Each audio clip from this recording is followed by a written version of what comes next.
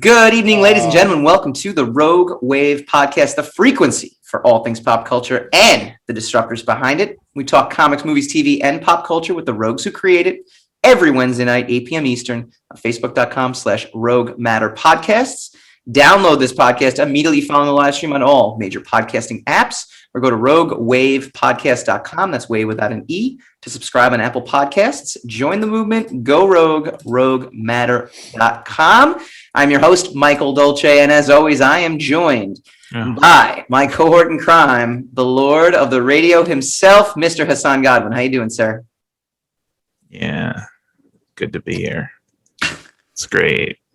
And that enthusiastic welcome extends over to our guest, who's been a frequent guest on our show, Mr. Steve Hoveke, creator of the latest project from Rogue Matter, MacBryde and Grüm. How you doing, Steve? Good day. How's everybody? We're doing great. Kickstarter's a couple days in, doing really well. So that's a good thing, right? Yeah, very happy about this. It's had a great first day, and so far it's moved. It's continued on. So I'm happy, and we'll see. You know, we've got the month to get in and get the word out, and so I'm very positive and very optimistic about its outcome.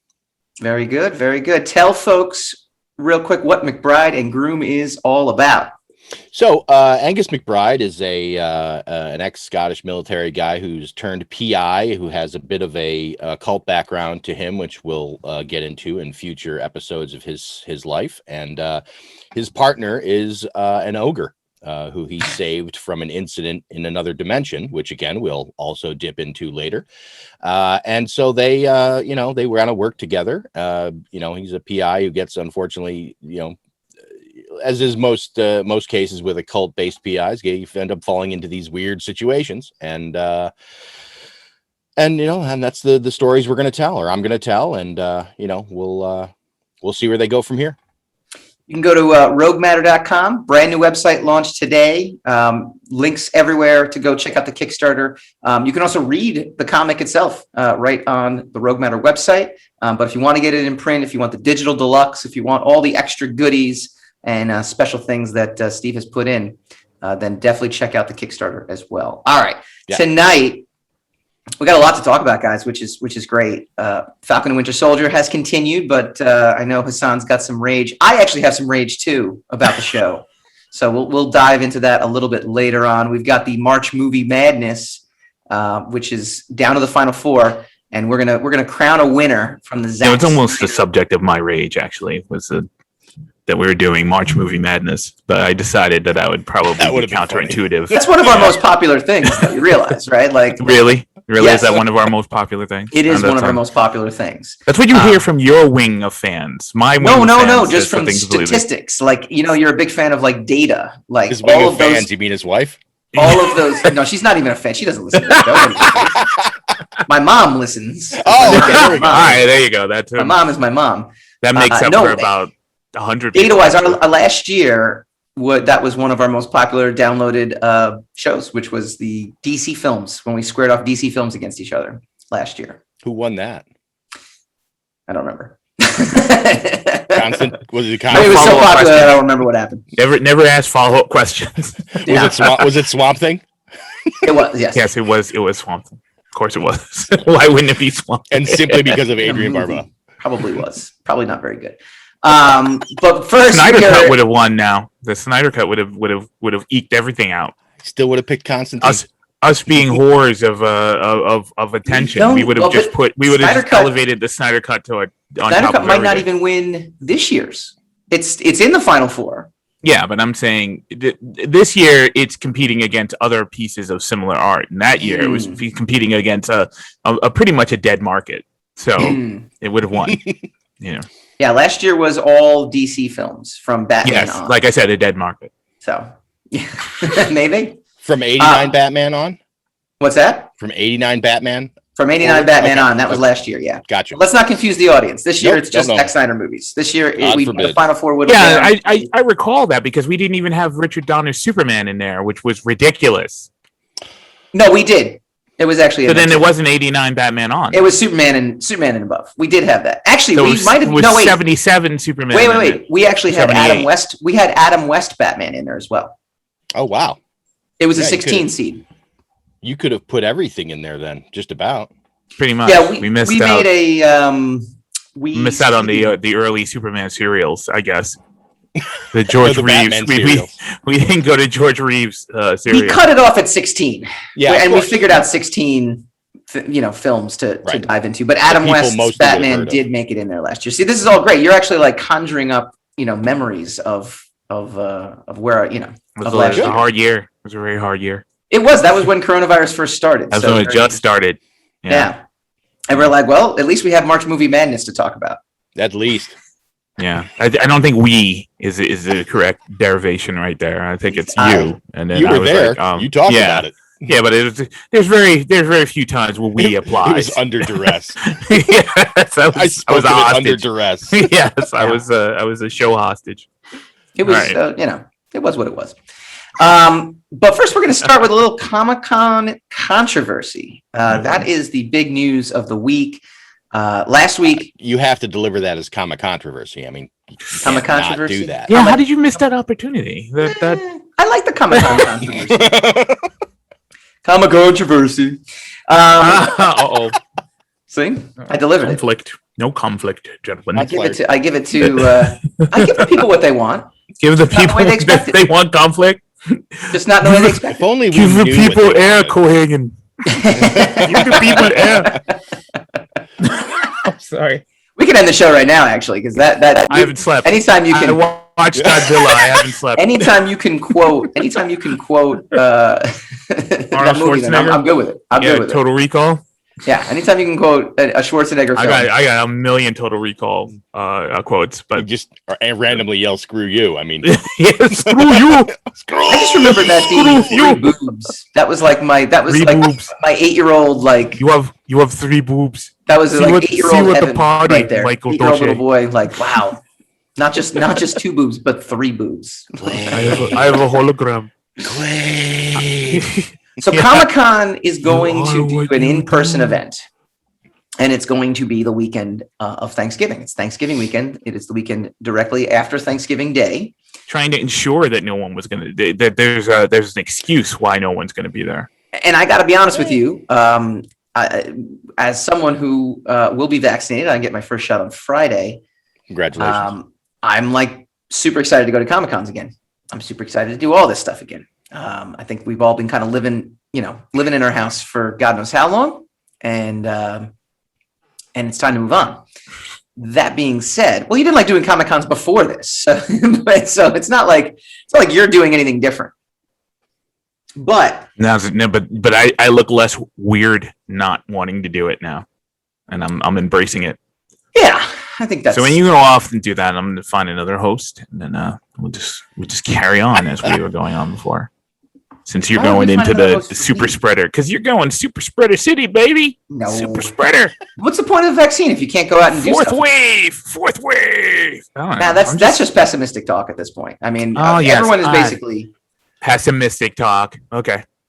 Well, it is though. I mean, I recall a very similar conversation 365 days ago. before they had a vaccine. It didn't matter. When I talked about even just being safe, I was rooting for the virus, which was a comment that you made. You were. You were like everyone gets to be locked inside. I'm in heaven right now. COVID. Yeah. I was team COVID. Yes. Okay. No. I mean, look, that's the idea, right? I mean, at least that's what everyone's promoting. I don't think anyone's promoting the idea that we can't get back to normal life now that we have a vaccine. They're saying we still need to be safe. You need to wear masks. You need to social distance, but you can do Comic-Cons again. I mean, New York Comic Con just sent out their. I'll say you go for it. I am. I'll say you do it. Yeah. I think the bigger I problem. think you should wear bells. You should go with bells on. Oh, with bells, yes. Yeah. I think the with bigger bells. problem. Sam's not going to a Comic-Con anyway. Yeah. Regardless, he wouldn't. He's not going to San Diego, regardless. No, I Well, wouldn't here's go the to thing San now. Diego. Now that it's Thanksgiving weekend, I'm not going to San Diego either. I was extremely looking forward to getting out there because I was like, this is great. November, it's our birthday month, Hassan. I was like, this is a huge birthday say gift. that. Make it that weekend. I would celebrate it. Now, Interestingly enough, for the past 3 or not counting last Thanksgiving, the previous 3 or 4 years, Deirdre and I have not spent Thanksgiving with anyone but ourselves anyway. We would annually take that week and go on some sort of tropical vacation. Oh, nice. Because it's a great week to vacation. Yeah. And we would, we saw our the family members who we were talking to every other week anyway. So it was like, this past year where there was like, so many people did miss Thanksgiving. We actually were actually with the family for Thanksgiving. Okay. Carefully, socially distanced and whatnot. But I mean, we were still amongst the family for the first time in 3 or 4 years. So but I absolutely understand the pushback they're getting, placing it on the weekend of Thanksgiving. I could understand on paper why they might think it was a good idea, because a lot of people would be like, oh, a lot of people have that weekend off or that week off, right, or whatever. But also for a lot of people, it's going to be theoretically the first time that they're going to be able to see some extended family for the first time in maybe a year if they didn't get together over the summer. And to suddenly put this in here, could theoretically throw a monkey wrench into any plans of the people and, start conflicting people that do definitely want to attend San Diego. Right. I'm going to quasi defend Comic-Con in a second, but first, just to your point, convention regulars question the wisdom of the con's timings, from Hollywood Reporter, with one studio source asking what actor or producer is going to give up their first post-vaccine Thanksgiving holiday with family to travel to San Diego to publicize a project. It may not be that kind of Comic-Con. This may just be a smaller event that is truly more like the old Comic-Con days and not so movie TV based. I mean, they'll have a presence there regardless, but it may not be any of these massive Hall H sort of gatherings with, the full cast of upcoming films and whatnot. So that, I don't think that's necessarily going to have that kind of impact on the show itself. Yeah. And to quasi defend Comic-Con, I mean, they basically released statements saying there really weren't a lot of dates available. So, a lot of events got pushed back to 2021. And so it's not as if this was, it's not as if they had used as a vaccination center. Right. But it's not like they had a list of dates and they're like, let's choose the busiest travel holiday of the year where prices right. It's already expensive to travel that weekend. They were kind of pushed to this, and they were also financially strapped. Is the word that keeps coming up, that because they're a nonprofit, they don't actually they make money, but that the business itself is not a business. It is a nonprofit, so the business itself can't. You may want to dig into that one a little deeper. Well, that's what they're classified. I understand the theory of being a nonprofit, but I also know the fact that the 12 original members have not added new members to the board as these people are dying off for a very specific reason. Oh, I'm sure. Trust me. I'm not saying that it's all. So, and I get it that losing to, the online event is clearly not going to develop the same kind of revenue for them in any way. But yes, I get that there may be financial issues at heart for them, but it's more along the fact that they have not gotten that big, massive, multi-million-dollar paycheck that they annually are normally used to for 2 years. Yeah. So the question, and I'll throw this out to Hassan though, is with the DC Fandom event, which was huge, with Disney has their own convention. Did COVID kind of essentially kill off San Diego? Like, Hassan, do you think this is going to be the same event next year that we're kind of used to? Because now this in-person event I got excited for, but now it's not going to be the same thing anyway. And to Steve, what you just said, 2 years in of not having these big events, and people have been talking about the demise of Comic-Con for a long time. No, you're shaking your head, Hassan. You think it's still going to be the juggernaut next year? If not worse. Especially in another year away from all this, supposedly. Next year is going to be the blowout year when everybody is certain that, all of these vaccines are safe and that, the numbers are way down and things are open again. Yeah. Everybody's going to put their toe, they're just sticking their toe in at this point, know? Yeah. And then, they're waiting for permission from other venues to start opening up. Everyone's going to hold their breath to see what happens with the very few venues that are going to open this summer and this fall. Mm-hmm. And then if that doesn't turn into a disaster and there's slightly decent, I mean, like not even quarter of what business they used to do, right? There's slightly decent business that's done in the face of, all this, then, the floodgates are going to open next year. So I agree. I wouldn't worry about it.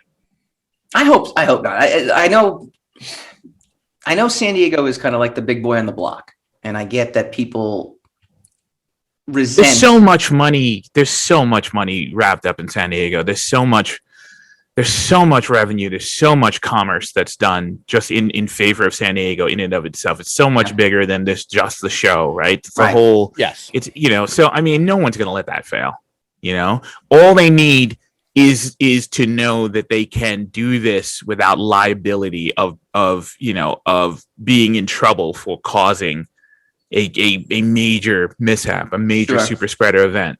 Once we all know that, even not even that it's safe, once they all know that they can do big things without being held liable for whatever terrible thing may or may not happen, some stray mishap or whatever that may be hold over from COVID, then they're going to open up like 2 or 3 different venues. They'll probably extend it a day. They'll do a lot of things. Well, more than a day, but I mean, they'll do a lot of things just to try to make up for lost revenue, lost time, whatever.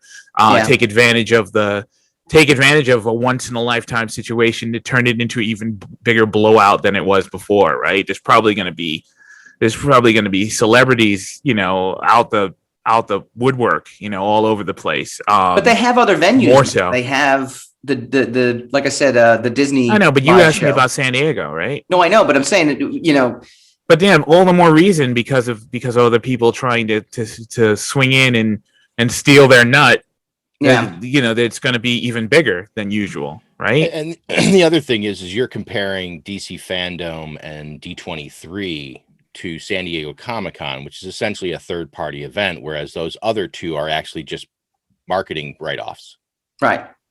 They're just their internal programs put together to push that company's own IP. So I mean, it's not the same thing, really. I mean, their events, yes, they're obviously big fan events, but the idea behind them is completely different.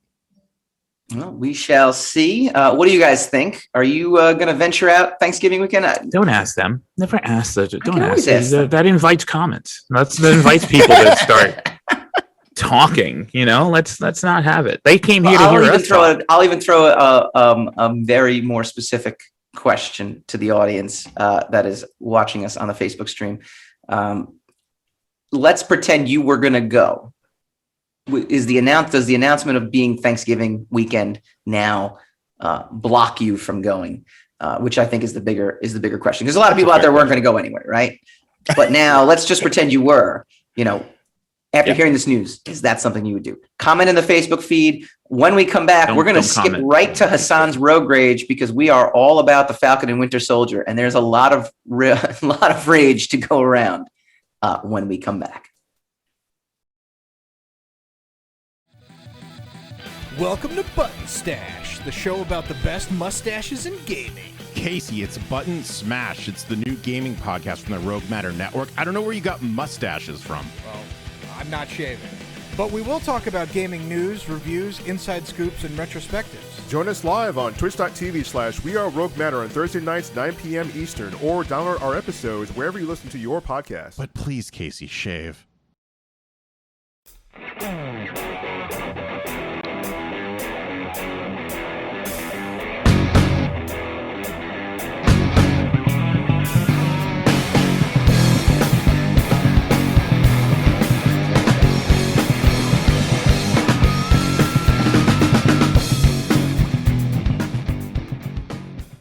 Welcome back to the Rogue Wave podcast. You can check out our sister podcast, Button Smash. It's on Thursday nights on twitch.tv. And go to roguematter.com, relaunched website, updated, upgraded just in time for MacBryde and Grüm, which Steve Hoveke is nice enough to join us to talk about a little bit.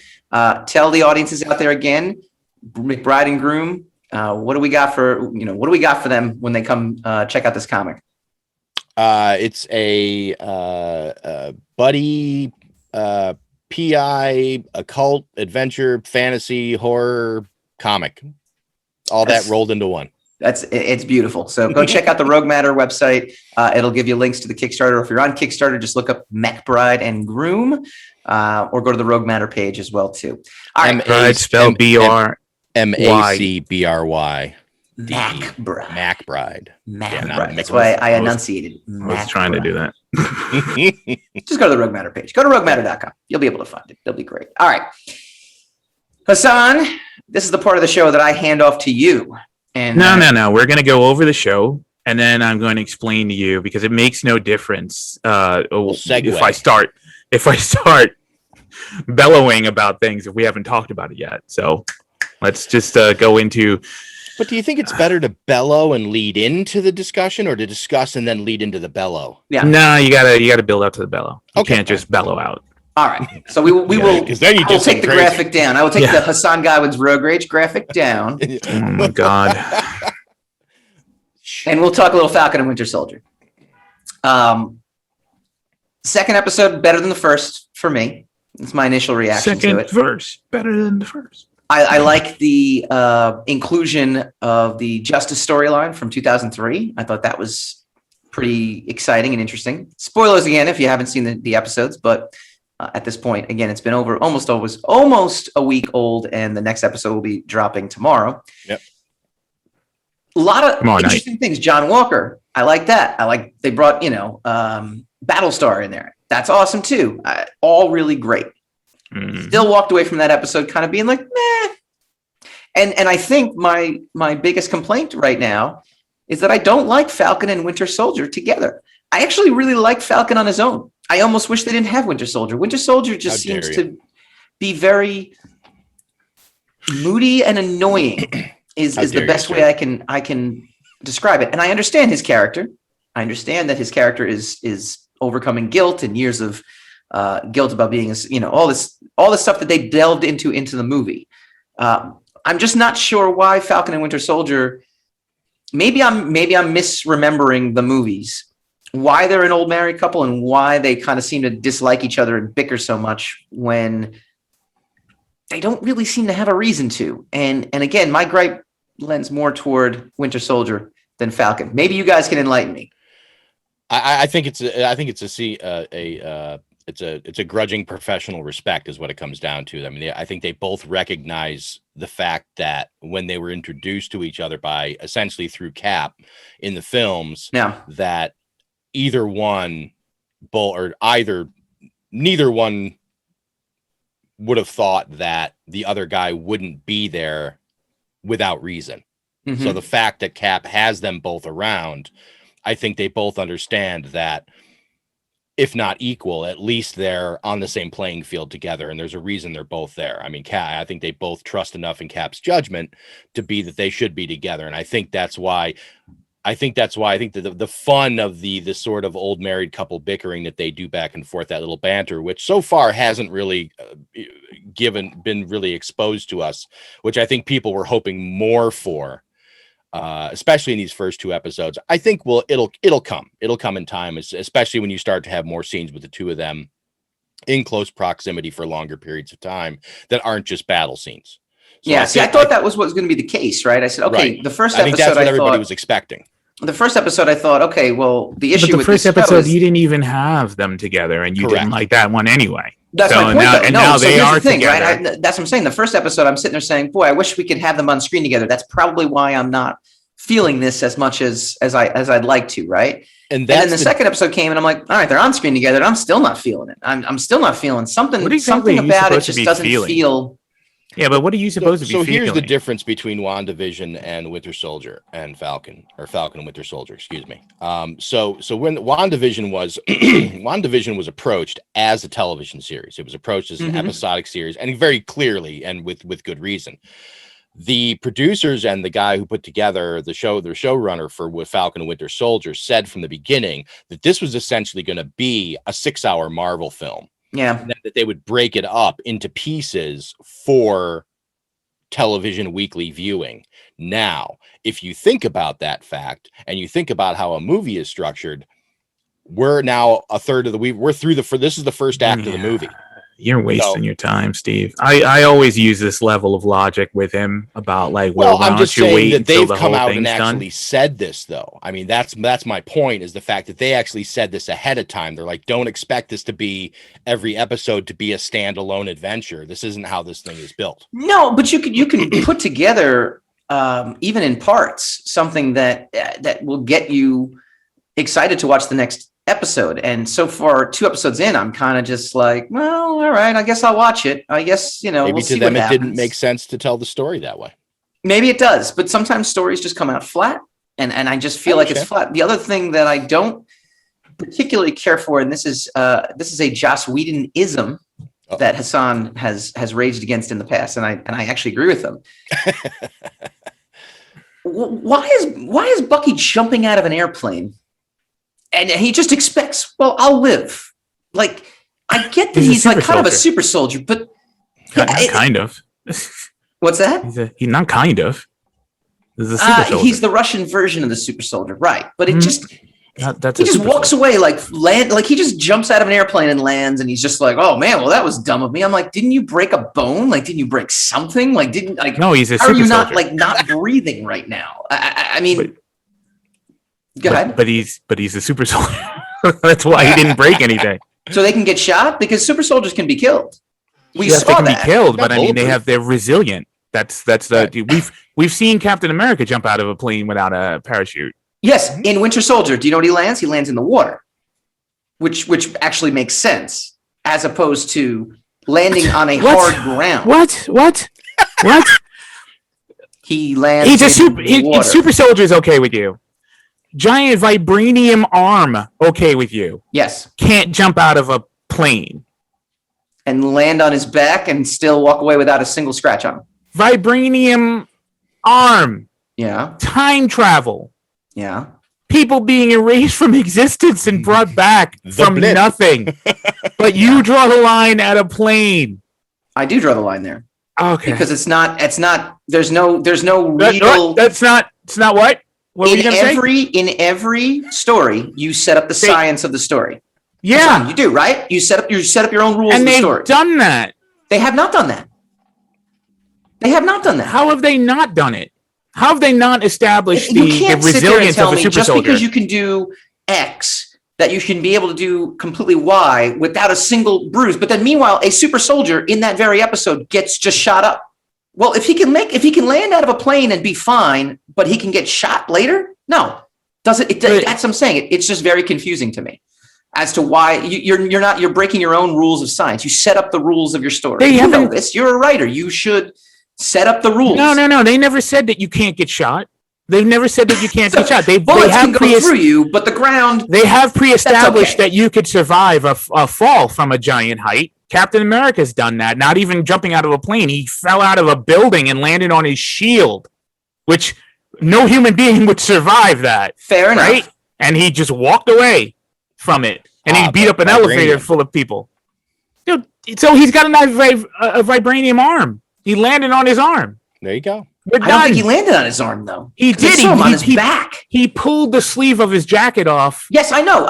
He used the vibranium to break his fall. I agree with that. Well, then what are you talking about then? But then he ended up landing on his back and just being like, well, that was a dumb idea. Okay. I think we may be getting into the weeds a little bit here. The other thing too, though, yeah, you're right. There is no element of danger. Falcon is not a super soldier, right? We know Falcon's not a super soldier. There's no element of danger.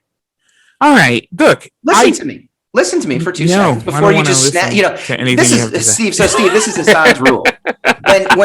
When Hassan does this to me, it's okay. When I do it to Hassan, he's like, "Well, let me finish." I do it to you so rarely that I revel in That's a Hassanism, which I've grown to love and is endearing. Oh yes, so sweet. Okay, go ahead. There is no element of these guys are ever going to be killed by bullets, by anything that's happening. Like Winter Soldier is dangling underneath the truck as it's going by, and they're just joking. They're like, ha ha ha, look at this. And I'm like, well, if there is no expectation for me that you are going to die in any way, shape, or form, or can be killed, then if you're not afraid of these things, why am I afraid of these things? Why do I care about these things? I don't. And Falcon is not a super soldier too. I don't understand why Falcon wouldn't be like, holy cow, I could get shot and killed. I'm just, all he's doing is wearing armor. That's it. He can still be shot in the face. He could still be, he cannot survive a fall out of an airplane. Right. I mean, but Falcon's got the hero thing. He's got hero armor.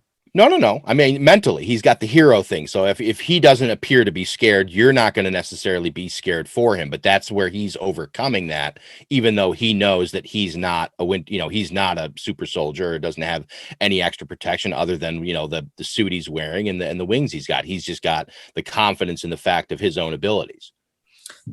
I guess. I mean, when were you afraid for Black Widow or Iron Man or Iron Man? Captain I was America? Never genuinely afraid for because he does have the Iron Man armor, right? And it covers everything. So does that make the Iron Man movies like terrible films or a terrible experience, or like Captain America? When were you afraid for Captain America's life and the 3 movies that he had and the 3 Avengers? Captain America would show some sort of reaction to the situations he was in, though.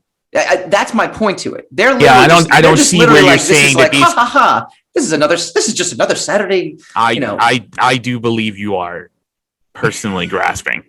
I think you're nitpicking. I do not agree with you. I've been watching the same thing. Okay, this is Mike's helicopter in a tunnel. It's fine if he can have a helicopter in a tunnel. Yeah. If he would, but he wants to discuss his helicopter. Haven't you also though said before, Hassan, that you don't like the Joss Whedon writing style that has permeated everything, where everything is a quip and everything? I have indeed said that quite a bit. So isn't that the same example of this though, where everything is just a quip and one-liner, and the reaction, the level of danger to our protagonists are not as high as they can be because they don't seem to care? I think the only egregious joke was the big 3 that they repeated 3 times. Right. Well, see, that was actually funny because that was in a context of, they're just talking and that's just dialogue, right? I'm talking about every quip. You in every action sequence now. I'm telling you, I don't think there was one. I don't agree with you that there was one. I told you the one that I didn't like, and you just told me that was fine. So, I mean, I guess I don't have a problem with any of it. It wasn't in an action sequence, though. That's my point. I'm just saying. You asked me about the writing, right? Yes. You asked me about the Whedonism. I told you about the one that I didn't like. You said it was fine. So, I mean, you didn't add a caveat of in the middle of the battle. I talked about the Whedonism in terms of the quipping during what is supposed to be death-defying sequences. The entire battle sequence to me came down and reminded me of The Other Guys movie? Remember when The Rock and Samuel L. Jackson are like, we got to jump after these guys. They just jump off a building and they kill themselves. I just don't remember when any of these characters in the movies were not pretty much cavalier about the dangers that they were in, for the most part. I mean, you got to an extent, yeah. You've got Hawkeye, threatening to kill Quicksilver because he made a joke at him in the middle of trying to evacuate a town because it was about to fall from the sky. I mean, they do this quite a bit. And we've talked about Age of Ultron not being one of the stronger of the movies. No, you just went over Age of Ultron and said it was great. I said it was better. I said it was better the second time around. I know, but Age of Ultron is rife with that kind of stuff. So I don't understand what you're talking about. Like, I don't understand why you're having issues why did I say Age of Ultron was a better movie the second time around? Because it ended up setting up a lot of the stuff that we've now kind of enjoyed. So I give it more credit. So then you're not allowing for this to set up anything. You're judging this as if it was the first 20 minutes of Ultron and then you walked out. That's the equivalent of what you're doing right now. I would begrudgingly.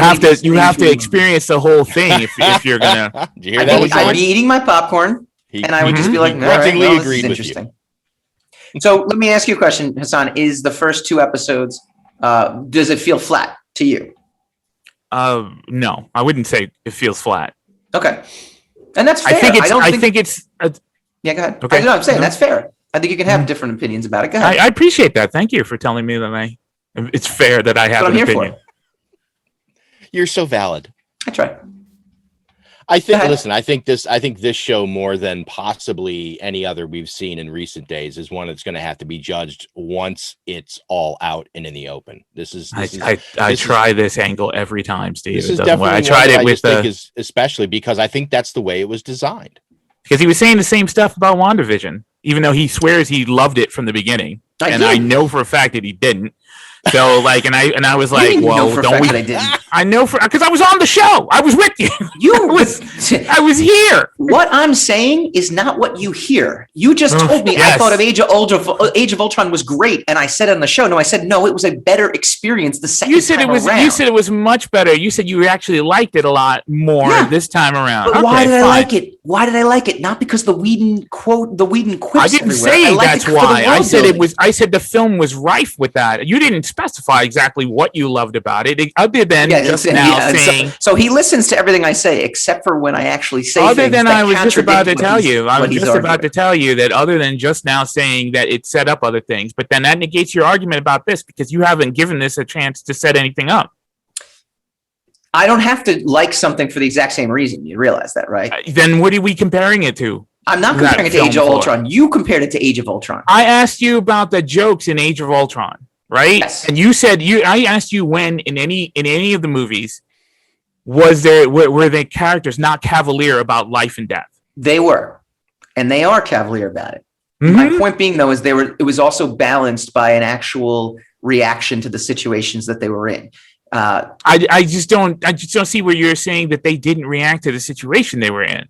I feel as if they were very nonchalant. I feel as if it was very much like at any point they literally had no fear of dying and getting hurt. There was none of that, like zero. And it, to me, lessens the impact. And I feel that I've seen this in a lot of writing these days where it's more about, and you and I have spoken about this, it's more about making sure you get that one-liner in rather than setting up any kind of situation that feels that it could be dangerous.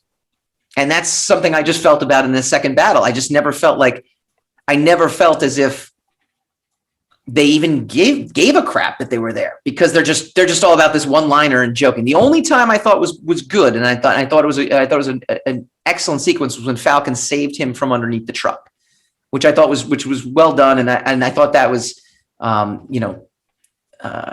equal to the situation that they were in. But the rest of the time they're just going back and forth, and again, they're just trying to be funny, and it just comes off flat to me. I don't know. What is your take? I didn't mean to cut you off by saying by cutting you off. I didn't mean to cut you off. What is your take on the series thus far? And unfortunately, we can't grade it as a 6-part series. We only have 2 parts right now. But go ahead. It's fine. It's just fine. I enjoy it. I'm looking forward to it unfolding. It's fine. You know? I mean, he's on board. I don't ever think anything is amazing. Mm-hmm. I never thought anything was amazing. Mm-hmm. And when it's over, I'll say, wow, that was really good because it tied it all together. Or it wasn't. Same with WandaVision, where I said I'm not gonna reflect on it. I'm not gonna talk about it until it's done, till we're done with it. Especially since it's completely serialized and has a through line. Mm-hmm. You know, excuse me, it's completely episodic and has a through line. No, I know what you meant. Yeah, well, I just want to get it right because someone's going to come along and say, no, you meant episodic, not serialized. And people love to break everything apart that way. And sometimes things just are, you can't necessarily look at everything in pieces because, like you said, by the time you get to chapter 5 or 6 in this, or even 4 possibly, it's going to change the way you feel about those first 2 episodes because, like, for example, like you said, Mike, what if these 2 episodes, while they feel flat now, they set up something specific that takes place later on and is very important to the wrap up of the show? You're going to be like, all right, now I get it. So reviewing it now is different from reviewing it in 4 weeks. And you know what? Unlike what Hassan thinks, I'm more than happy to change my mind if in 4 weeks from now it decides that. I couldn't. What? You would possibly care whether you change your mind or not. But here's the I didn't thing. say you cared or not. Here's the week thing. you- This is okay. you propose this as this is your position on it, Yes. which is fine. You're completely entitled to your position. I know. But you put I know you know. But now you know I know you know. Okay. Oh. So now you put this out there as your running commentary on the whole thing, and it asked me to comment on your commentary. That's the only reason I'm involved with your opinion whatsoever. Okay. Right? And then my only request was like, well, explain it to me. Like, explain how because I mean, like you knew it was going to be an action sequence. You knew it was going to be action heavy, that there's going to be action stuff in it.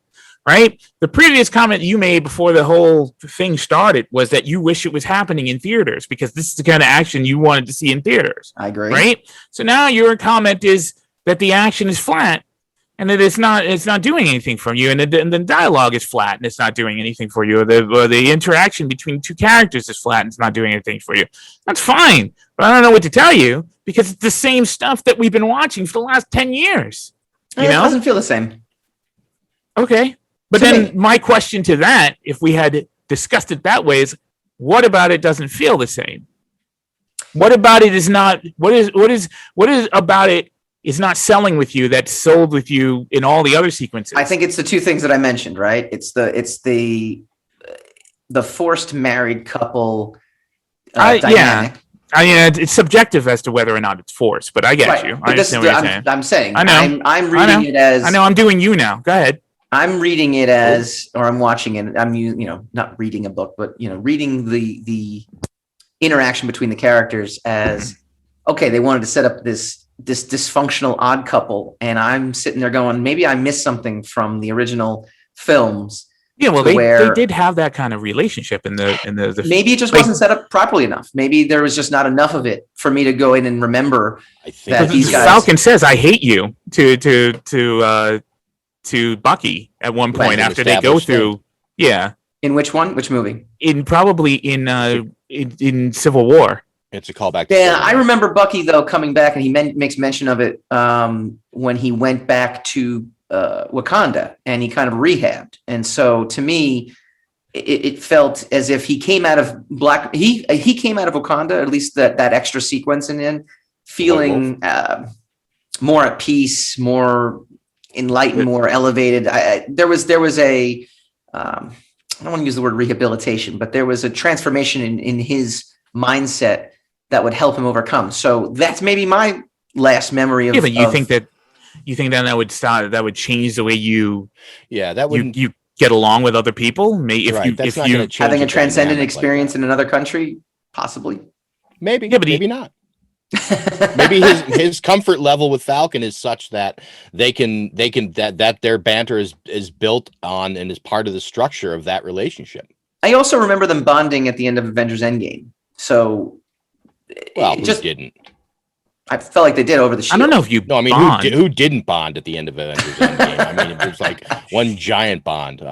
But real quickly, I have three quick questions. Two of them are about a really fast tangent. Go for it. One, Hassan, when it comes on, are you going to watch the Nevers? Yeah, from what I've seen of it. Okay. Two, are you guys planning on covering it on the show? Probably not. Is it based off of a graphic novel or comic? No, but that's it's just totally made up, right? Maybe you've already shown that that's not necessarily a fully 100% relevant. No, it's not. And then three, I would like to make mention of something that in watching Falcon and Winter Soldier that has come to my attention, and I think it's starting to.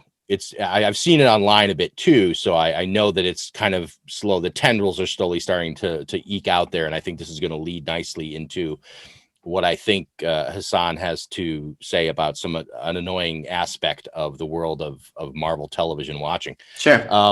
So we've all seen already the character Billy Kaplan in WandaVision. We know he's around. We know that through leaks and whatnot that Kate Bishop is going to be in the Hawkeye miniseries when it comes out.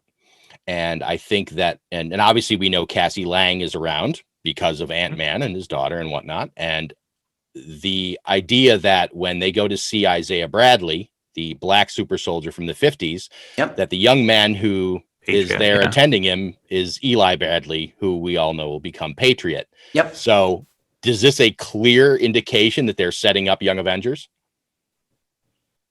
Son, I'll ping pong to you, man. It's a distinct possibility, but I don't know. There's so many balls up in the air right now. It could just be they could just be satisfied with setting them up as Easter eggs, and saying that one day we might be able to fulfill this, just like they had Miles Morales, his uncle, in the first Tom Holland Spider-Man. And they named Yankee Ned Leeds, right? Yes. Yeah, right. But I mean, he's not Genki then, So it's a person with the same body type, but he's not. He's obviously a different character. They merged Genki with the Hobgoblin. That's a natural fit. I'm not sure why. So I mean, they might just be content to leave that on the back burner until such time as phase whatever we're in now, phase 4, phase 5. Right. But knowing what we know about Kevin Feige and his complete, what seems to be immersion into the Marvel universe and his already established MO of planning even a decade ahead in what his plans are for stuff. I can't see how that they have not done this with the intention of a future Young Avengers team up. They could have. Yeah. But the same with the same as the Inhumans, or things come and go. Things either work out or they don't work out. So I mean, true. There's very much a possibility that they're trying to, and it might end up being like a mini series as opposed to a film. I would say, Steve, you're probably right. They are setting up future seeds, which is what the Marvel comics of when we grew up did, which was actually in my mind, the most effective way to do serialized storytelling, right? You have endings to whatever story arcs that you're currently presenting to the audience, but in the middle of those story arcs, you're presenting here's the breadcrumbs for what is going to come later on. So I don't think there's any doubt they will. It's just a question of when. Right. And it's a question of, how popular are Eternals going to be to where, maybe we were going to make one Eternals movie. Now we're going to make 3, so now Young Avengers gets pushed, back, or maybe, it fits to have them introduced in the second Eternals movie or whatever the case is. And I'm just using that as an example. It could be Eternals, could be Shang-Chi. It could be, any of those. Eternals is a really interesting example because it is so far outside the normal Marvel stuff. Mm-hmm. In and of itself originally, and then only, there were very little crossover with the Eternals with all your mainline Marvel stuff. Yeah. And to give them a headlining big major film, to see then the idea that possibly down the road we may see it crossed over with some of the other Marvel cosmic characters. Sure. Guardians of the Galaxy theoretically could eventually kind of cross paths. That's an interesting one because I see, originally I think the way the Guardians of the Galaxy was presented, I think they thought that was going to kind of be a one shot if it didn't go over well. Right. It'd be a one and done. But the fact that it blew up and became so popular and such an integral part of it, there was a clear path for them to bring it into the natural Marvel universe and tie it into everything else they were doing.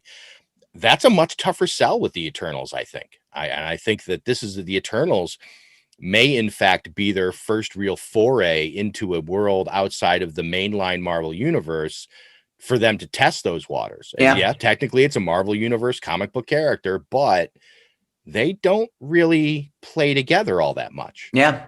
No, it would be interesting to see what happens with that. With that, let's go into Hassan's Rogue Rage, all the rage in the pop culture universe. Very Falcon and Winter Soldier, and a nice segue from Steve. So we appreciate that. Hassan, take it away. This is all yours. Well, I mean, you guys just kind of engaged in everything that I was saying that kind of drives me crazy about this stuff. Though, I mean, I respect the speculation. I think the problem I have with this isn't the possibilities and building up possibilities and wanting things and think tanking about how great the future could be with all the Easter eggs that you're being given. It's the fact that once that stuff just turns out to be a nod and not and not a doorway into something future, everyone decides that the product is worthless.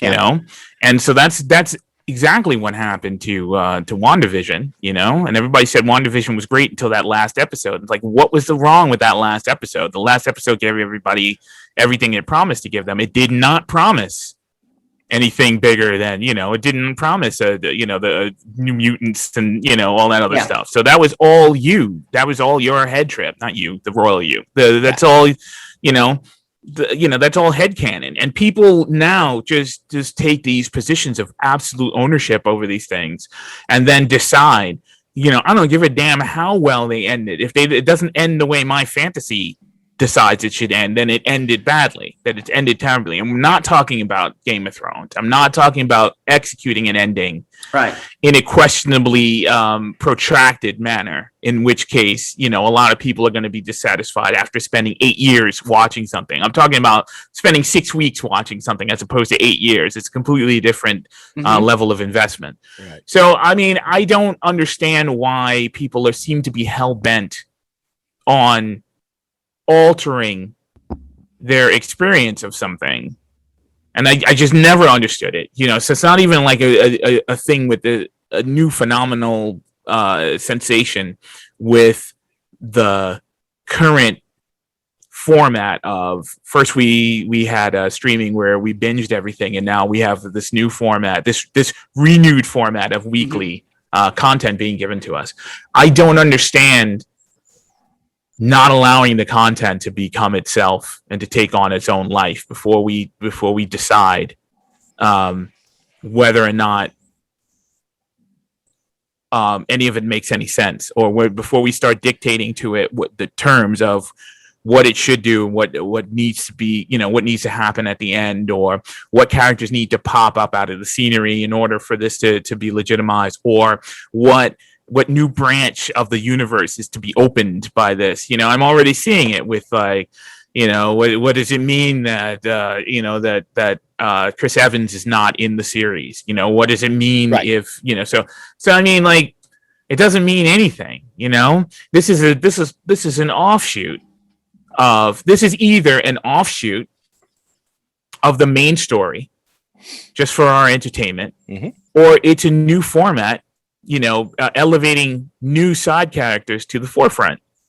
But we're not going to know what it is until it is what it is. It becomes what it is. And you may not know it until several years down the road, from the way 5G works, that there may be things that are entered in this mini series that won't even bother being brought to light until 3 more movies or 3 more years down the road in the Marvel universe. And suddenly you're like, holy shit, he set that up in Falcon and Winter Soldier 3 years ago. Holy crap. We got to go back and watch that again. That's exactly what I'm saying. The other comment that I might make, it might be a dig, it might not be a dig. This is doing exactly what you asked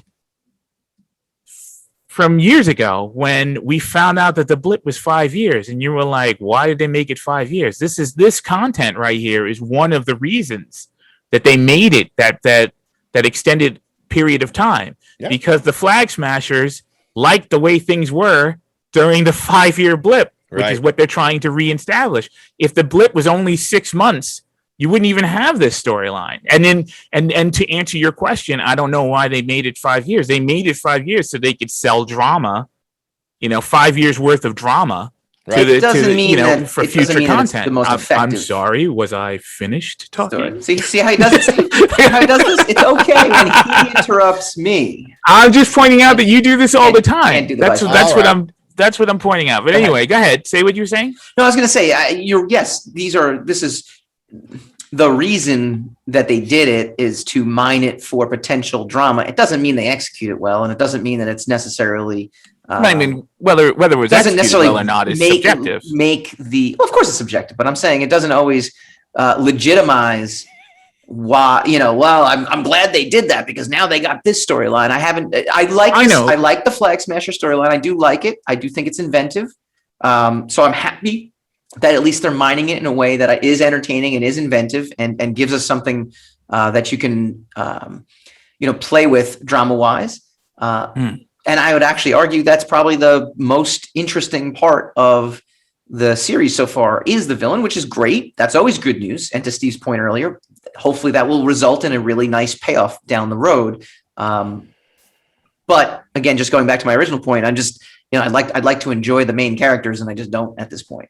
I got a question as it pertains to Hassan's Rogue Rage point, and a real quick call back to WandaVision. Let me ask you this: do you think personally that with all the speculation that came over that first 7 weeks of WandaVision, like Hassan's talking about, all the crap that came out about what's this mean, who's going to show up, what's going to happen, do you think that if there had been less of that the creator of the show wouldn't have felt like he needed to come out the week before that last episode and say, I really hope people aren't disappointed in the finale?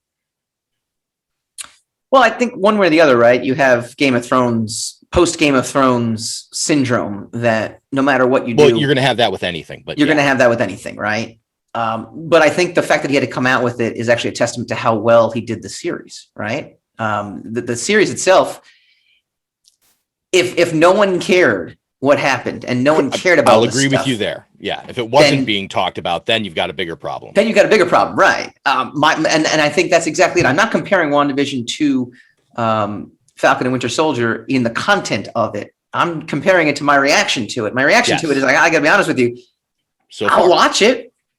I'm like, whatever. By episode 2 of WandaVision, I'm like, man, this is so inventive. This is telling a story in a different. It is. By episode 3, that's what you said. Definitely. Not by episode 2. I enjoyed 1 and 2 though. I remember I said the very first episode, I'm like, I'm on board for this. I'm on board for where that was my exact quote. I'm on board for where they're going with this and what this all means. And right now. We're going to do a new segment. Board or on board? On or off board? No. Board. BORED Gotcha. Or on board. Ooh, look at this. I like it. I'm a controversy. I love it. Okay. But to your point, Hassan, yes. I think what's the old line from Corduroy? One of my favorite Pearl Jam songs. It's all supposed to be just fun. Right. I think that speculation is fun. I think that when you are grading everything on the speculation, it's, that's my point. It's like, you just realize that there's a door, right? You have to stop at the door. Once you go through the door, with your expectations, now everything is contingent on outcome. Right. And if you could just hang out like, oh, wouldn't this be cool if suddenly Wolverine showed up and just killed everybody? It's like, yeah, but that's probably like in the realm of realism. It's all Schrodinger's cat, man. Yeah. And that's it drives me crazy because it is an animal that we created. It's fine, right? Yeah. I've seen people like, well, the fans ruined WandaVision for themselves because they over speculated, and then the very next week they said, so who's going to be in Falcon and Winter Soldier? I mean, unironically, so these people are the ones who are the proprietors of this hysteria, and it turns into a hysteria after a while, right? Yes. Now there's the internet, everything else. I remember Dexter. I remember how Dexter ended. I remember everybody was, I was there like, oh man, I know exactly what's going to happen. I know how it's, and I kind of got off that bandwagon after Dexter because that was a spectacular letdown, right? And you just got to protect yourself from being let down so badly. Also, hasn't the last year and a half just taught us to appreciate? This is the comment I had about your remarks about the Justice League. Mm-hmm. It's like it hasn't the last year just taught us to appreciate the fact that there is content. Like you're completely allowed to not like the content that you've seen and to say so and to revel in not liking it. I know a lot of people who revel in not liking it, but it's like let's just calm down. We're all gonna see it. It's a monster spectacle. It's monster content that we have not been given in a year, Mm-hmm. we're going to sit down and watch it. Let's stop pretending that we're above it, because none of us are above it. We're all here because of it. So no one's above it. And so that's, the other thing, the too, nutshell of is- my attitude. Right. And I think that honestly, for people to sit, and to Mike's point, if something's not being talked about, it's a bigger problem than a lot of people making up a lot of crazy ideas that they want to see happen. But on the flip side of that, if after the fact we're given the ending that we're given, and whatever hasn't come true that they've imagined in their head to be the perfect ending to that, it all plays again back into every great television series that didn't end the way somebody wanted it to for them. Yeah. Just to caveat what you're saying, the overall product, because of that fact, because it didn't end the way it did in their brain, then that's where you get all this toxic fandom. To caveat that, it's not that it ends the way it ended. It ends the way it was promised to end. It wraps up the storyline that it told you it was going to wrap up. Right? It explains, like, okay, where does the hex come from? Where, what are the powers? What are Wanda's powers? Who's behind it? Who is Agatha? It answers all those questions that it asked. Yep. Then you're still not satisfied because you swore that Doctor Strange was going to show up to set up the next movie. Right. That's your problem. That's not the show's problem. Mephisto on the throne. Yeah, and the show creator the people who did all that work to make a show shouldn't have to feel compelled to come out and apologize. Agreed. For not anticipating everybody else's secret desire. Yeah. And we'll put a bow on this conversation with this. I think that you're allowed to criticize things if it's not executed well. I think you're allowed to criticize it if emotionally it doesn't give you the right. Put a period there, Mike. People are allowed to criticize whatever they want. Well, yeah, I'm not even saying no one's allowed to criticize. I'm saying when you allow your own critiques to damage what you're seeing, right? When you allow your headcanon to alter the reality of what you're seeing, that's your problem. That's a hysteria. That's a fandom hysteria that we need to actually, as rational members of fandom. No, Torches. How are we handling this? I'm down. Let's do it. I was getting my first vaccine shot. I'm ready.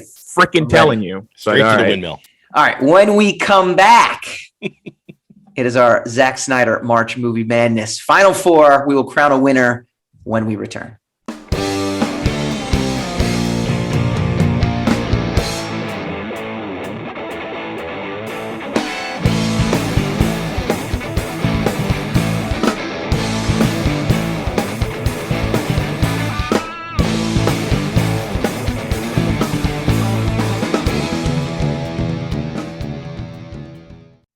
Welcome back to the Rogue Wave podcast, the frequency for all things pop culture and the disruptors behind it. I want to thank our guest today, Steve Hoveke, creator of MacBryde and Grüm, now on Kickstarter. What's the log line for all those folks who have forgotten since the last time we talked about it? It's just 25 minutes nice ago. Job. What? Space Smooth job right there. Okay, there you have it, MacBryde and Grüm.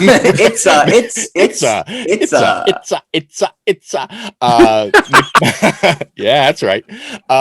It is a cult PI and his ogre partner get sucked into a familial dispute, and things go horribly awry. I love it.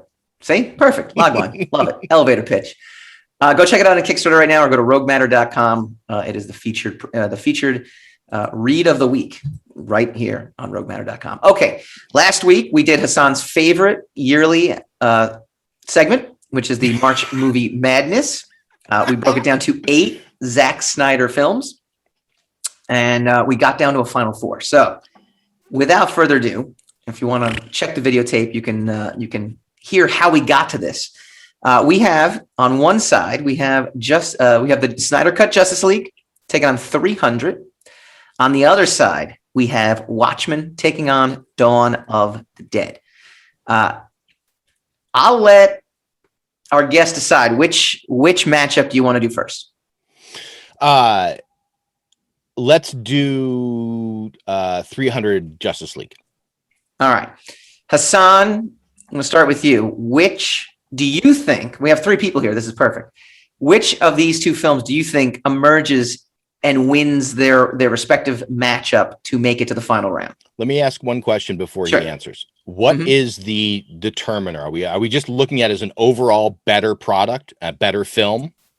I would sit there and tell you that the boundaries of this are endless. It literally make a case for each film. Just what makes this film advance. Okay. You know, and it can be, and your argument as to why will allow it to advance. It can't just be, well, it's just better and we're going to go on and say it. Now, here's the go. All three of us might sit there and say, this one's better than that one. And we might just all come to a consensus and not need to go in deep, but I kind of have a feeling that won't happen. And you can yell upset. We got one upset, but there's three of us. So it's going to be kind of hard to do that, but we'll figure it out.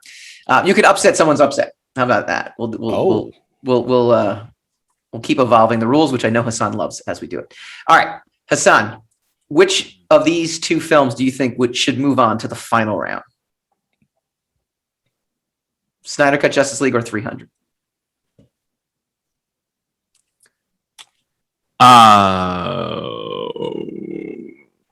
I don't know. The basis on, based on what? Like based on importance of art? Just go from the gut. There you go. Visceral reaction. Which of those two films put in front of you in DVD cases would you rather watch right now? Justice League. Okay. So I have no malice against 300. Yeah, no, they made it to the final four, so they're all good films. Interesting. Okay. Steve? 300. Hands down. I'm gonna also kind of say 300, right? And the reason being, this is a tough one though. Actually, so there is a reason. So there is no gut feeling. There is a reason behind it. This is a tough one, right?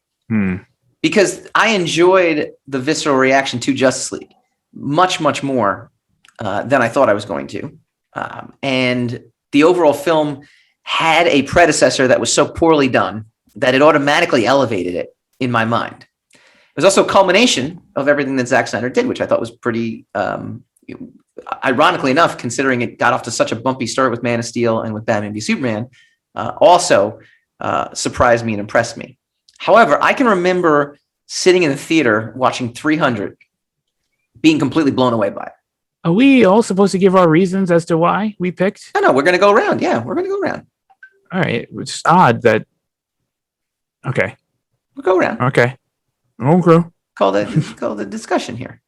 Well, I mean, yeah, but you would think the people who choose would give their reason and then move to the next person, as opposed to the last person who chooses gives his reason first, and then you go backwards. That's a little strange. Because I want to see if it changes our mind. I know, but I mean, that would happen regardless of the order that it came in. It'd be a little less confusing. But all right, go ahead. I want to announce. See, I figured if we all announce it first and then give our reasons, then we can see what everyone else kind of already said, and then maybe there's a chance to change the mind as opposed to a caveat of the rules. I got you. Okay. Yes. This is Calvin Ball. That's right. Very, very, very true. It's Thunderdome. The visceral reaction I had to watching 300 in the theaters, I remember thinking, like, man, I am completely blown away. The stop, like, when Zack Snyder was just dabbling in slow motion, the fight scenes, and the fact that he really, again, when 300 came out, comic book movies were still kind of in their infancy a little bit in terms of what we were used to versus what we have now. It was kind of in the middle of those time periods. And I thought that it showed something. It showed a respect for the material that I hadn't quite seen before in a comic book film. And I remember kind of being like, wow, this is really something. Now, Hassan, you had said Justice League. What is your gut reaction versus Justice League versus 300 in terms of just, what was your experience watching the two? Can you remember? Yeah, I remember. I mean, I was really into 300 when I saw it. However, the reason I don't put it on such a high pedestal is because I'd seen Sin City, and 300 is basically a Zack Snyder rendition of Roger Rodriguez is Robert Rodriguez. I can't say Robert Rodriguez. I can't do it. He's a tongue twister. I can't do it. Rodriguez. Yes, whatever. His name, that guy's name. It was a rendition of basically that form of comic book adaptation. So I had already seen it. Now I think it's beautiful. I think it's a fantastic movie. I got social issues with it, but I mean, it is what it is. It's a great film. Yeah. And but I just, like I said, Justice League was an absolute spectacle. Like, it was an absolute tour de force visual, spectacle, and it was done simply for the sake of visual candy. It was absolutely a testimony to like long form storytelling and whatever. Just because it could not survive in the commercial vacuum. Yeah. It wouldn't have been able to exist. It existed specifically for what we, for the venue that we saw it in. Yeah. So that's why I would elevate that, because in my opinion, 300 was a great movie, but it wasn't an original vision. And Justice League, I thought, was just as important a contribution to the visual spectrum. That's a good point. I like that. Steve, anything to add to that? I would only rebut Hassan's statement with being the fact that I don't think we saw anything. I don't think we got anything new visually with Justice League. And whereas I thought at the time, I thought that we were still getting changes in CG work and his application. This is strictly from the technical side of things. This is not my own personal feelings on these two. That's completely valid. That observation is well, and not. But I want to make sure that people understand it's not only that, but it's the fact that I felt that his adaptation of 300 to a filmed version.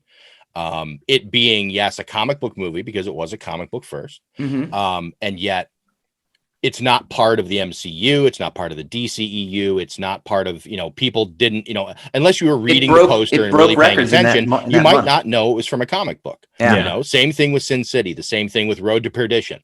And it's a wonderfully faithful adaptation. It is. It very much is. It's very, very much in love with its source material, and rightly so. I think that. I think that even in the same way that Robert Rodriguez adapted Sin City, even further stylistically towards literally some of those images were ripped out of the pages and stuck up on the screen.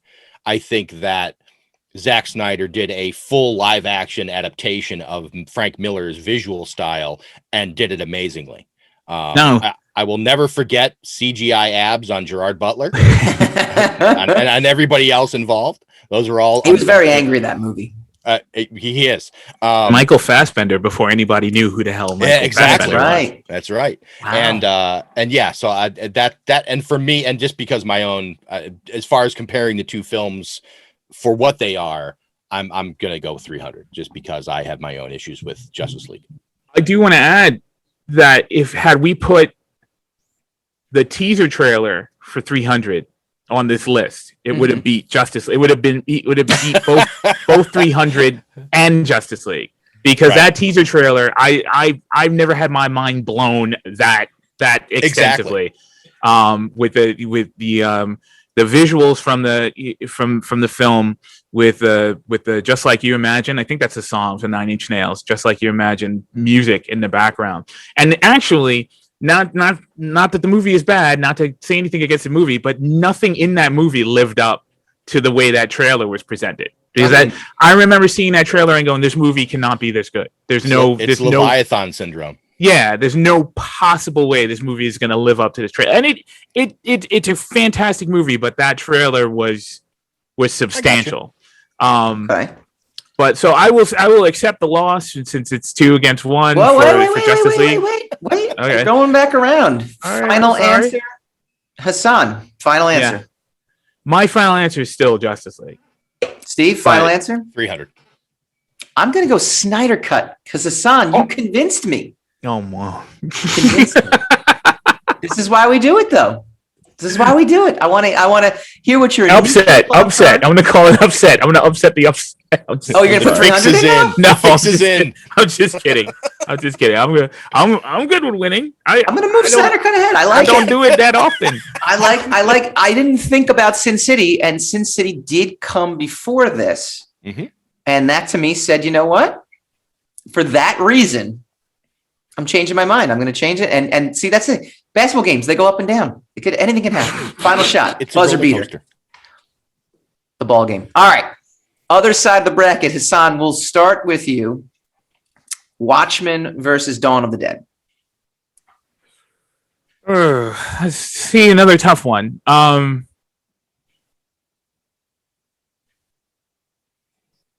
It's got to be Watchmen. I got to go with Watchmen. Steve, Watchmen, Dawn of the Dead. Yeah, as much as I absolutely adore his reimagining of Romero's universe, Watchmen, all the way. I'll be the outlier, and I'll say Dawn of the Dead, not because I enjoy Dawn of the Dead. I'm not necessarily a zombie guy, but you look great for a zombie guy, though. If you are a zombie, but guy. I will say that Watchmen had a lot of flaws that overall just didn't. Yeah, the squid. You never got over the squid. You never got past that squid. No, that was fine. When I saw you coming out of the squid isn't in the movie.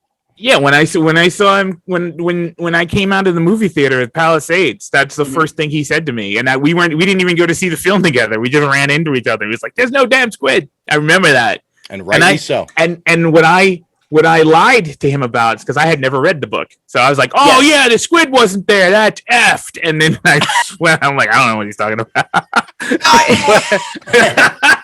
Like squid? What the fuck? Yeah. Here's the thing, though. Son of a bitch. Here's the thing, and this is why I'll go Dawn of the Dead over Watchmen, and I'll just be the outlier because unless you guys want to, unless I somehow change your mind.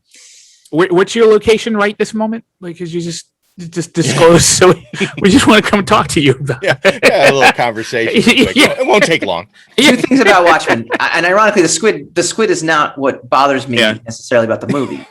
I understand that it made sense to alter the end of Watchmen versus the graphic novel because the graphic novel is a deeply layered story that I get it. It's very difficult to have a metaphor of an island and the pirate ship and all this other stuff. Like, I get that. However, I think it's one of those cases where he was as faithful as he possibly could be with Watchmen, but he couldn't do everything that Watchmen as a graphic novel does. He did his best. The music choices were so faithful that it actually took away from the film as well, too. So it's just one of those things where you're adapting something that is regarded and regarded in my mind as arguably the greatest graphic novel of all time. He did it as faithfully as he could.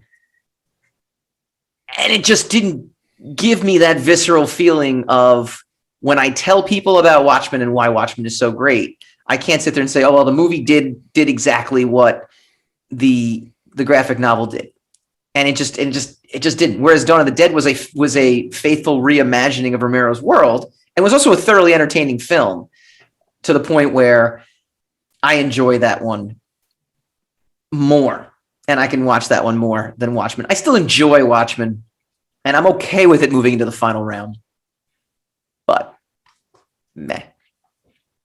Final answer, Hassan, you still going with Watchmen over Dawn of the Dead, or do you have anything to add? And I'll sit there, and the reason I'm not going to go too deep into it is because if Watchmen is moving, then we'll get into your guys' feeling of Watchmen in the final round.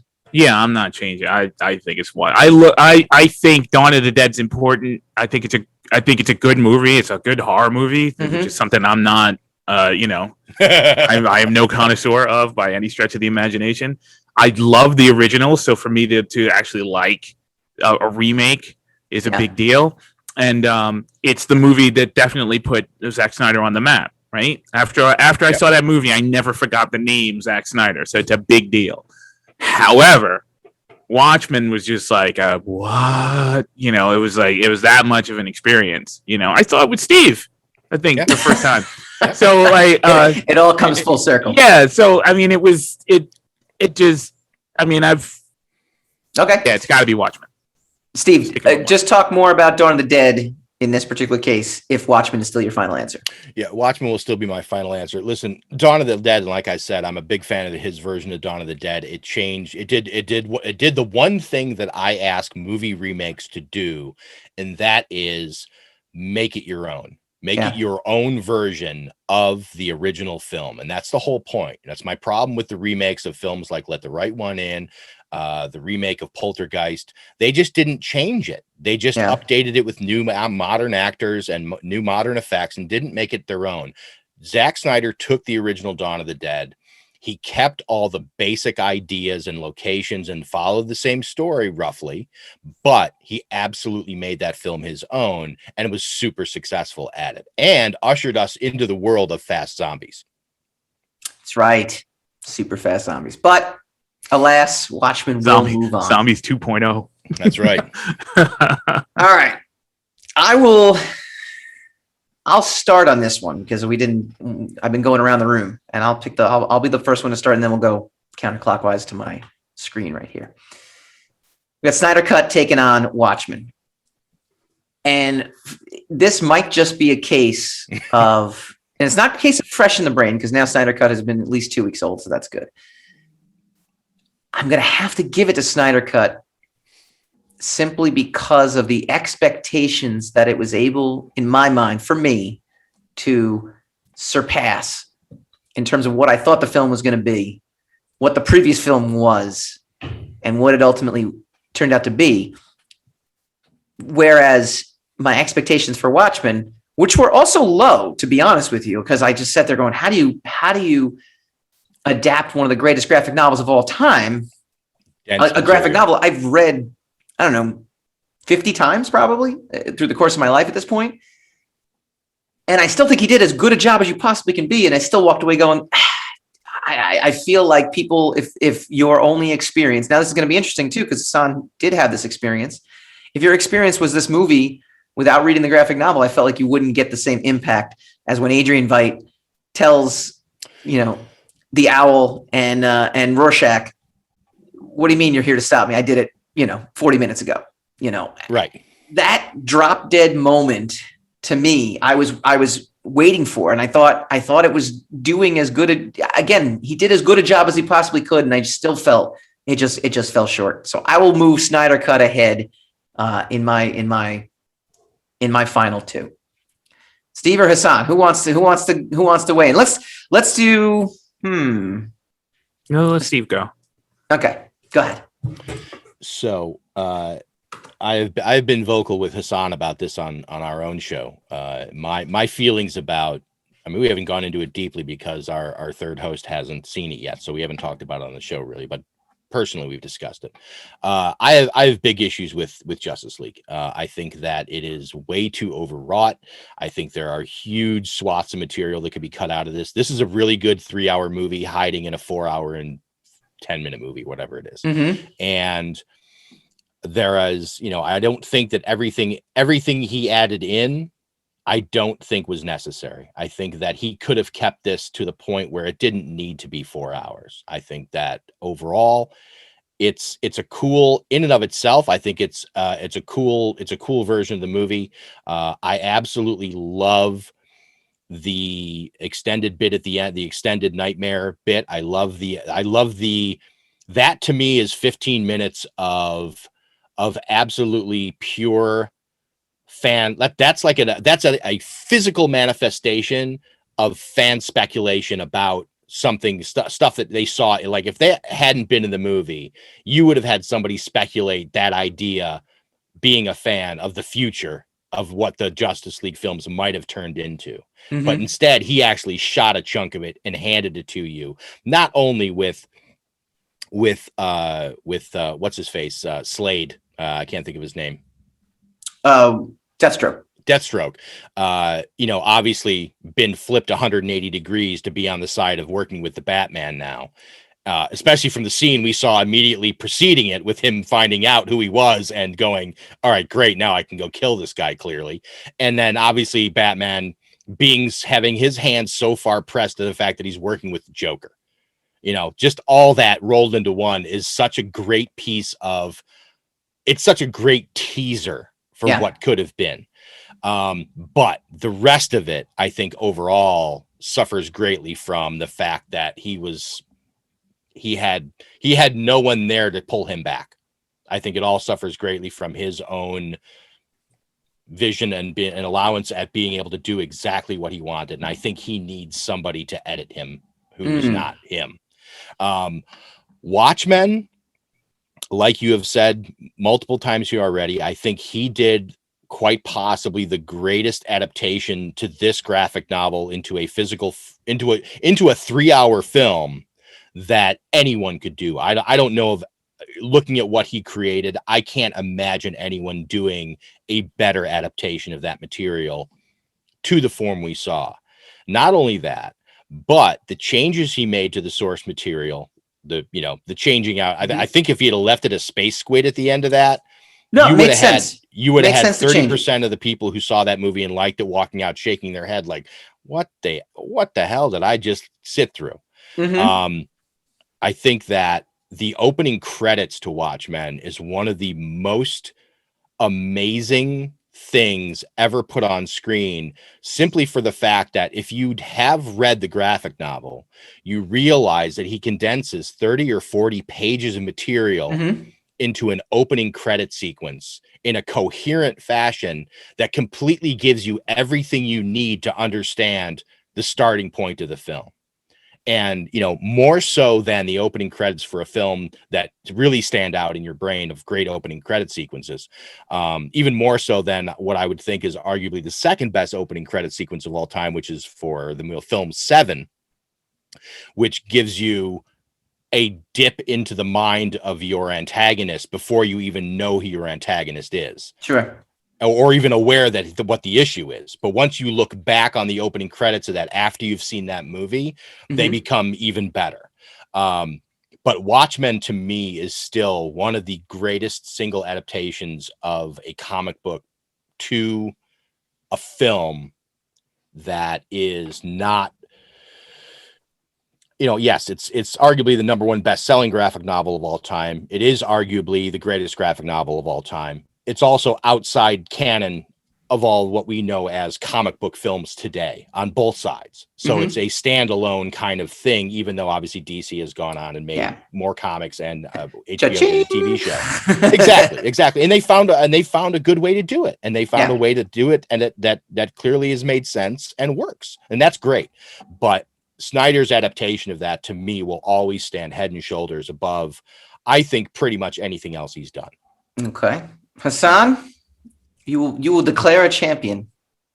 There would be no Snyder cut without Watchmen.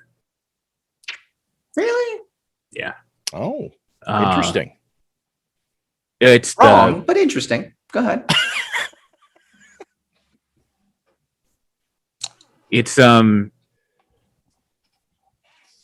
It's basically the precursor to all the bad way of saying it is grim, like the dark or gritty comic book epic. It's got the benefit of way better source material than Chris Terrio's script for Justice League. So it ties together very nicely. I think Justice League is a very good companion piece to Watchmen. I think it's a great it's a good indication of what you can do on your own. What Zack Snyder is capable of doing on his own with characters that are because basically Watchmen was supposed to be all the Justice League anyway. Right. They couldn't get the license for it, so he just made Moore just made his own character. Charlton Comics. It was like Charlton Comics or something. Yeah. Crazy. So Justice League is you getting to see what probably a species of what Alan Moore might have come up with. In the DNA is there sort of if he was allowed to use the DC characters, but I mean you can't really. I mean that's as close as it comes. Watchmen is just. Let me ask you a question. I still watch it. All right, go ahead. Let me ask you a question. For Watchmen. The moment.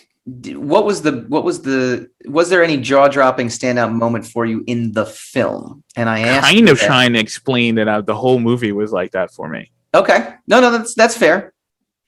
That's fair. The only reason I ask is, again, when I read the comic, to me, that is one of the single greatest scenes in comic book history when Adrian Veidt, tells them. Yeah, you said that. Right. I'm just wondering, did you have the same experience with the film? How can I tell you that? The problem I had with the film, the only thing that I think the film kind of doesn't do well is it doesn't explain off the bat that these people are just people in costumes, because there's a lot of superhuman shit in that film. That's like, except for Veidt, who they explain why Ozymandias is a little more human than human. And I mean, you got the comedian punching holes in walls and stuff like that. Yes. It's like, oh, okay. So for someone who is completely unfamiliar with the book in and of itself, you could be forgiven for thinking that everybody is a superhuman, to some extent. Right. But that's about it, and that's anachronistic, that's just a style choice, so that's fine. I honestly do think that scene in and of itself, I think you suffer from pre-knowledge of what's happening possible there, because I think the scene is very effective. I think the fact that they go there, I think also the biggest moment for me, and it is immediately followed up with a kind of a letdown. The biggest moment for me is when he destroyed Dr. Manhattan, and Dr. Manhattan just reconstituted himself as big as the Empire State Building, right? Which was fantastic. And then seconds later, he was convinced not to do anything about it. You pretty much figure, all right, we got this. Manhattan's got this. We're done. We're good. And no, he was convinced. And I mean, through logic. I mean, it's a great cerebral ending to which is a how story. The book ended too. I mean, I know. I've since read it. I've since extensively read it, but I'm just saying, and it's a comic book ending. It's not. It wasn't a great movie ending for that story. I understand that the alterations that they made were egregious enough as far as purists are concerned, but it's not a very satisfying cinematic ending. For them to go get this guy, to find out that they got there too late, and then for us to lose one of our heroes because he psychologically convinced the rest of the more morally flexible among them that that this is basically the only way to stay for peace. And Rorschach being the uncompromising one, right or wrong, because it's still debatable whether he's wrong, right or wrong. Yep. We end up losing him instead of Veidt. That's not a satisfying film ending. It's a fantastic comic book ending. It's a fantastic novel ending. Yeah, like a book ending. Yeah, it's not a great film ending. So did you just convince yourself that no? Snydercut should no, because I mean I think it's great in spite of all that stuff. It none of that should work in a film. None of it should work, and it works. So I will go with Watchmen. All right. With that, Watchmen is declared the 2021 March Movie Madness winner. I am not all right with it. I am internally very upset with it. I don't even think it should be in the final four. Call upset. No, I can't, we said we can't call upset on the final two last year, so I'll hold to those. I'll hold to those rules. And with that, Snydercut wins. No, actually, to be honest with you, this is very reminiscent of the actual NCAA tournament, because there's a lot of times the final two are not even like the two best teams, I feel like, but they end up playing each other in the finals. So, but with that, Watchmen is declared the winner. I want to thank our guest, Steve Hoveke, creator of MacBryde Grüm. Go check it out on Kickstarter. You've also got a podcast that you somehow invited this gentleman as well to join you. We are Much to his chagrin. rapidly approaching our 100th episode too. So. Dear God. Yeah. What's it called, and where can people find it? You can. It's called Cinemental, and you can go to Cinementalpod at Cinementalpod or cinementalpod.com, and you can find us on obviously all social media accounts, and the website has all links to every show, and we're hosted on Podbean. If you have a Podbean account already, it's really easy to find us. So very exciting. And again, MacBryde Grüm, go to roguematter.com and go support don't forget Kickstarter. That's of key importance. Pushing that in the next few weeks. That's it's not the last time you'll hear of MacBryde Grüm. Next week, we talk about monsters smashing each other, and I think we'll all be very, very happy about that. When we do Godzilla versus Kong. Hopefully, Falcon and Winter Soldier improves dramatically between the second episode and the third Hopefully episode. your disposition improves, And we will also that possibility. Bring back a segment that has been long dormant just because we've been so jam-packed lately. We will spin the racks. We will see you guys next week.